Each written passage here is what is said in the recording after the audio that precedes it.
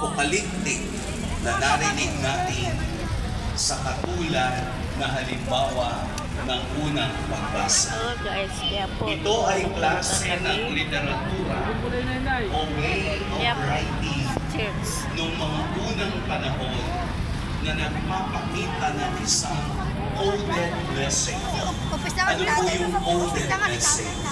Yung hindi tahasang sinasabi kung hindi itatago sa isang mensahe na gustong iparating.